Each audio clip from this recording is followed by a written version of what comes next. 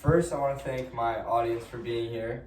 Secondly, I'm Jake Ackman, and this is titled My Artifact Speech, which is more than a piece of hardware. So to start off, I just want to talk more about the background of this. Basically, my baseball team, my senior year, made it the farthest my high school ever has, which was the Elite Eight, and we lost in pretty heartbreaking fashion. And I was already pretty torn up about it, and my coach had come up to me and said something along the lines of how, like, this team will never be forgotten because of players like you, and it really stood out to me. And then at the end of the year banquet, he actually gave me the Coach's Award, which is something that he's never done before, so I thought that was pretty amazing. And this Coach's Award actually enlightened me on why I truly play sports, which is for the love of the game, respect for my elders, as well as teaching me skills that I can apply to everyday life. So the main points, first I'm going to discuss the love of the game. I'm then going to talk more about what the respect to the elders means, and then I'll dive into the skills that I've been taught by my coaches. So first, let's talk about the love of the game. So the big thing for the definition of love of the game is how subjective it is.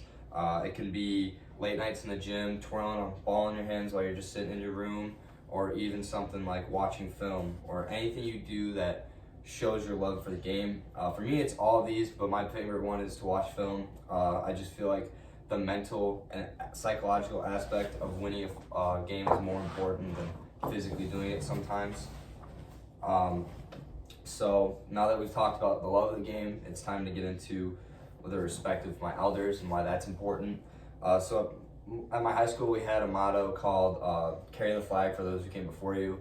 It's from the old movie Glory. Basically, what it means is that the importance of carrying on the legacy or the foundation established by those who played before you, and how important it is to pay homage by playing hard for guys like that. Another part of this is my coaches. Obviously, they were pivotal to my success in my athletic career, and I just work my tail off for them because they put all this time and effort into me. I might as well see it pay out. So because of my coaches, I actually have been taught some skills that I still apply to everyday life, and those three skills are resilience, acceptance, and determination. So resilience is basically to recover quickly from hardships. I got this taught from my first coach and my favorite coach, which was my dad. And the most important part is, just to be able to come back from something difficult. Like I said, like maybe you had a bad test and you have homework due the next day. Sometimes it's hard to focus on that, but it's just important to leave the past in the past and do what you have to do to get it done. For acceptance, sometimes you're going to lose, and that's okay, because it's from those losses and it's how you respond that really truly determines if you're a winner.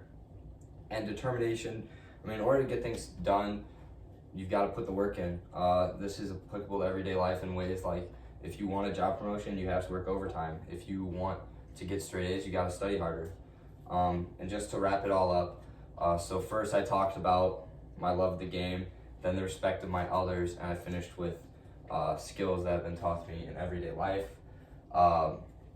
and how this Coach's Award just enlightened me on why I love the game, which is for the love of the game, respect to my elders, and lastly, the skills taught to me that I've applied in everyday life. And the big thing about this, we talked about this in chapter 3, is the self-fulfilling prophecy. That's a big part of success in both sports and everyday life. If you can convince yourself that it's true, it's going to become true, kind of like what I talked about with resilience and acceptance and determination.